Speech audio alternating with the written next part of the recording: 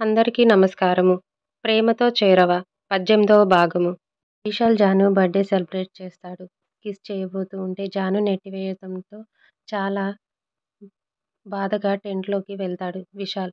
వెనకే జాను వెళ్తుంది. సారీ జాను, నిన్ను అలా చూసి కంట్రోల్ చేసుకోలేక నా భార్యే కదా అని అంటూ బాధపడ్డాడు విశాల్.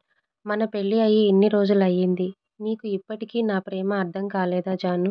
ఇంకా ఇది నీకు జాలిగానే అనిపిస్తుందా? అంటూ కళ్ళనిండా నీళ్లతో జాను వైపు చూశాడు. జాను ఫాస్ట్‌గా వెళ్లి విశాల్ లిప్స్ లాక్ చేసింది. విశాల్ ముందు షాక్ అయినా తర్వాత తేరుకొని జానుతో శృతి కలిపాడు. ఊపిరి తీసుకోవటం కష్టంగా అనిపించి పెదవులు దూరంగా అయ్యాయి. జాను సిగ్గుపడుతూ తలదించుకుంది. విశాల్ జానుని చిన్ పట్టుకొని పైకి లేపి చిలిపిగా జాను కళ్ళలోకి చూశాడు. నిజంగానే నా ప్రేమ నీకు అర్థమైందా? లేక నేను బాధపడుతున్నాను అని? లేదు బావా!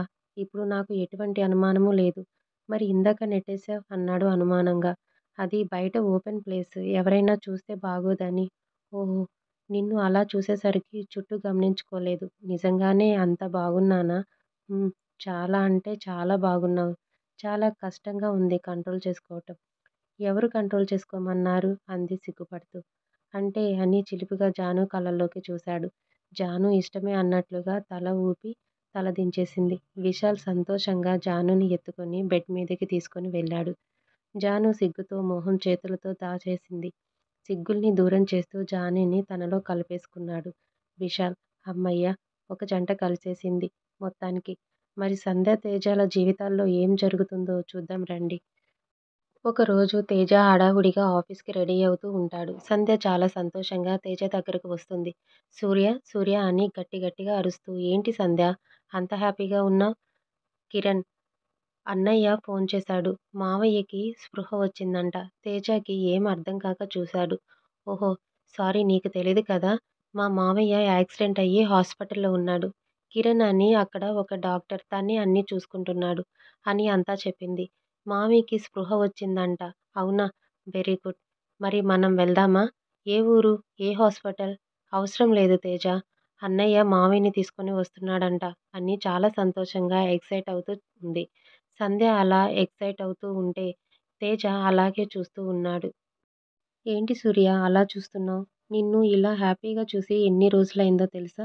అందుకే అలాగే చూస్తూ ఉండాలి అనిపిస్తుంది. సంధ్య సిగ్గుతో తలదించుకుంది. సరే నేను ఆఫీస్‌కి వెళ్ళి త్వరగా వచ్చేస్తాను. అంకుల్ వచ్చే టైంకి వచ్చేస్తాను. అర్జెంట్ మీటింగ్ ఉంది. ఓకేనా? ఆ! ఓకే సూర్య. ఏమైనా కావాలి అంటే ఫోన్ చెయ్. సరే సూర్య. తేజ, సంధ్య ఇద్దరూ కిందకి వచ్చారు. చందు, చందు అని పిలిచాడు తేజ. హా తేజ అన్నా అంటూ వచ్చాడు చందు. సంధ్య వాళ్ళ మావయ్య వస్తున్నారు. ఆ రూమ్‌ని నీట్‌గా రెడీ చేసి పెట్టు. అలాగే ఏసీ, గీజర్ అన్నీ వర్క్ చేస్తున్నాయో లేదో చూడు ఒకసారి. అలాగే అన్నా. హా! ఆయనతో ఇంకొకరు వస్తున్నారు. గెస్ట్ రూమ్ కూడా రెడీ చేసి పెట్టు సరేనా? అన్న తన మావయ్య కోసం తేజ కేరింగ్ చూసి సంధ్యకి చాలా హ్యాపీగా అనిపించింది. సరే వెళ్ళొస్తాను అని తేజ ఆఫీస్‌కి వెళ్ళిపోతాడు. విశాల్, జాను ఒకటయ్యారు. సంధ్య వాళ్ళ మావయ్యకి స్పృహ వచ్చింది. తేజ ఆఫీస్‌కి వెళ్ళాడనే కానీ ధ్యాసంతా సంధ్య మీదే ఉంది. వాళ్ళ మావయ్య వస్తున్నారని ఎంత ఎక్సైట్ అవుతూ ఉంది. అచ్చం చిన్నపిల్లలా అంటూ నవ్వుకున్నాడు. ఏంటి సార్ మీలో మీరే నవ్వుకుంటున్నారు? అడిగాడు చారి. ఏం లేదు చారి. తాతయ్య, బామ్మ ఎలా ఉన్నారు? వాళ్ళకేం సార్ బానే ఉన్నారు. నన్నే చంపుకు తింటున్నారు అన్నాడు అసహనంగా. అవునా ఏమైంది చారి? ఎందుకలా మాట్లాడుతున్నావ్? మీ పెళ్లి జరిగిన దగ్గర నుంచి నన్ను అర్జెంటుగా పెళ్లి చేసుకోమని ఒకటే టార్చర్ సార్. చస్తున్నాను అంటే నమ్మండి. మరి చేసుకోవచ్చు కదా చారి. ఏంటి సార్ చేసుకునేది? పెళ్లి చేసుకొని ఎవరు సంతోషంగా ఉన్నారు చెప్పండి? పోనీ మీరున్నారా? ఆ మాటకి తేజ మొహం నల్లగా మారిపోయింది. Sorry sir. ఏదో పొరపాటున నోరు జారాను. పర్లేదులే చారి. నిజమే కదా చెప్పావు.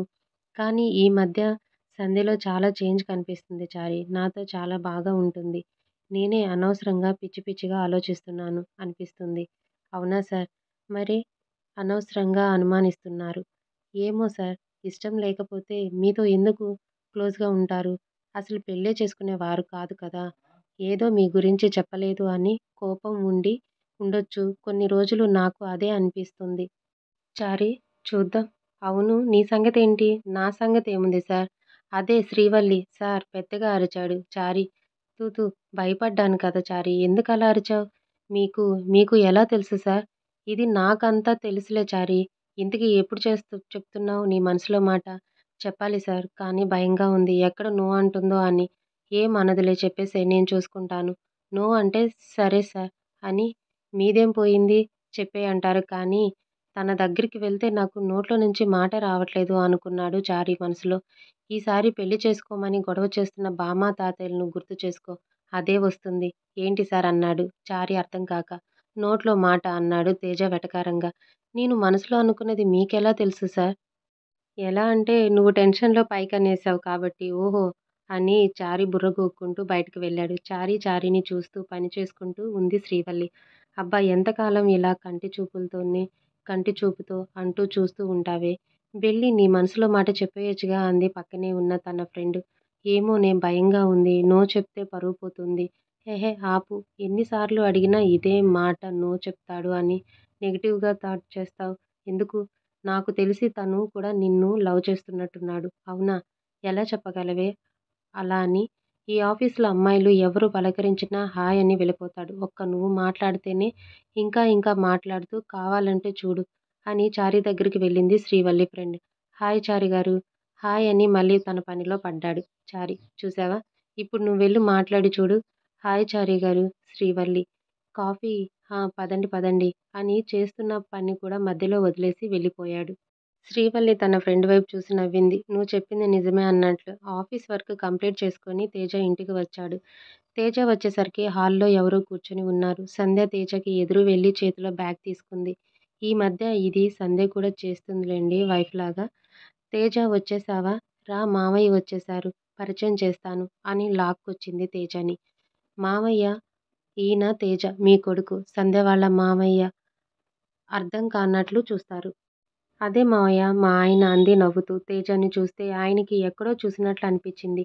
తేజకు కూడా ఆయన్ని ఎక్కడో చూసినట్లు అనిపిస్తుంది. నమస్తే బాబూ! ఐయామ్ మోహన్ కృష్ణ. సంధ్య మావయ్యని. Nice to meet you uncle. Teja తిను కిరణ్ అన్నయ్య అని కిరణ్‌ని చూపించింది. సంధ్య అందరిలో ఉన్నప్పుడు గుర్తుపెట్టుకొని తేజని తేజ అంటుంది. ఎవరూ లేనప్పుడు తనకిష్టమైన సూర్య అనే పిలుస్తుంది. మీరు తేజస్ కదా? అడిగాడు కిరణ్. అవును. మీరు ఎక్కడో చూసాను గుర్తు రావట్లేదు అడిగాడు తేజ. సంధ్య అంకుల్‌ని హాస్పిటల్‌లో జాయిన్ చేసింది ఎవరు అని తెగ గోల చేశావు కదా! తను ఎవరో కాదు తేజనే. అప్పుడు గుర్తొచ్చింది తేజకి.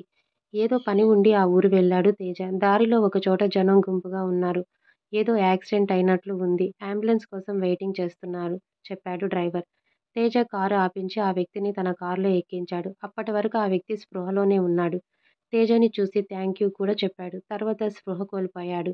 తేజ అతన్ని హాస్పిటల్‌లో జాయిన్ చేసి ట్రీట్మెంట్ ఇప్పించాడు. బిల్ మొత్తం తనే పే చేశాడు. ఫర్దర్ ట్రీట్మెంట్‌కి కూడా పే చేస్తాను అని చెప్పాడు. అవసరమైతే చెప్తామని హాస్పిటల్ వాళ్ళు చెప్పారు. ఆయన వాలెట్‌లో ఉన్న డీటెయిల్స్‌తో సంధ్యకి ఇన్ఫార్మ్ చేశాడు. తర్వాత సంధ్య రావటం, విశాల్ హెల్ప్ చేయటం మనకి తెలిసిందే కదా! తర్వాత తేజ హాస్పిటల్ వాళ్ళకి ఫోన్ చేసి ఆయనకి ఎలా ఉంది అని అడిగేవాడు. వాళ్ళు కోమాలోకి వెళ్ళాడు అని చెప్పారు. డబ్బులు అవసరం లేదు అని చెప్పారు. అప్పుడప్పుడు ఫోన్ చేసి అడిగేవాడు కానీ ఎన్ని సార్లు అడిగినా తన డీటెయిల్స్ చెప్పలేదు. అప్పుడే గుర్తొచ్చింది తేజ మోహన్ గారికి ఆ రోజు జరిగింది. ఏంటి అన్నయ్య? నువ్వు చెప్పేది మావయ్యని కాపాడింది తేజనా? అడిగింది సంధ్య ఆశ్చర్యంగా. అవును సంధ్య. ఈ బాబు కారులోనే ఎక్కించుకోవడం నాకు కూడా గుర్తు ఉంది చెప్పారు మోహన్ గారు. Thank you Teja. Thank you so much. నీకెలా థాంక్స్ చెప్పాలో తెలియటం లేదు అంది సంధ్య. ఇట్స్ ఓకే సంధ్య అన్నయ్య అన్నాడు. అంకుల్ ఇప్పుడు ఎలా ఉంది? అంతా బావుంది బాబూ. అలా అందరూ కాసేపు కూర్చొని మాట్లాడుకున్నారు. సంధ్య అయితే చిన్న పిల్లలా మారిపోయింది. వాళ్ళ మామయ్యతో మాట్లాడుతూ చాలా సంతోషంగా, ఎక్సైటెడ్‌గా ఉంది. తేజకి చాలా హ్యాపీగా అనిపించింది సంధ్యని అలా చూడటం. సంధ్య వాళ్ళ మామయ్యకి ఇంటికి వస్తున్నారు. ఆయన్ని తేజస్‌ని సేవ్ చేశాడు అని తెలిసి అందరూ చాలా నేను ఫ్రెష్ అయ్యి వస్తాను అని తేజ తన రూమ్‌కి వెళ్ళాడు. సంధ్య ఆ రోజు నాకు మీ మ్యారేజ్‌కి రావటానికి కుదరలేదు. బట్ జరిగింది తెలిసి చాలా బాధపడ్డాను అన్నాడు కిరణ్ బాధగా. ఎవరికి ఎవరితో రాసిపెట్టి ఉందో చెప్పలేం కదన్నయ్య. ఏదైతే ఏం నేనిప్పుడు హ్యాపీగా ఉన్నాను. అలా చెప్పేటప్పుడు సంధ్య గొంతులో చిన్న బాధ. మోహన్ గారు అది గమనిస్తారు. అసలు ఏమైంది తల్లీ? నువ్వు ఆ రోజు వేరే ఏదో పేరు చెప్పావు విశాల్ అని. నాకు నీ మాటలు అన్నీ వినిపించేవి. కానీ రెస్పాండ్ అవ్వలేకపోయేవాడిని. అవునా మావయ్య? అవును తల్లీ అని ఆ రోజు సంధ్య మాట్లాడింది గుర్తుకు చేసుకున్నాడు. నా పెళ్లి విశాల్‌తో జరగాల్సింది మావయ్య అని జరిగిందంతా చెప్పింది. ఓహో! ఇంత జరిగిందా తల్లీ! అవును మావయ్య. నైట్ అందరూ కలిసి డిన్నర్ చేస్తారు. ఇప్పుడు ఆది, వీణ కూడా బాగానే ఉంటున్నారు. ఆది తాగటం మానేశాడు. ఇద్దరూ కలిసిపోయారు. మరుసటి రోజు కిరణ్ వెళ్ళిపోయాడు. అలా కొన్ని రోజులు గడిచాయి. ఒకరోజు సంధ్య నీతో కొంచెం మాట్లాడాలి చెప్పు సూర్య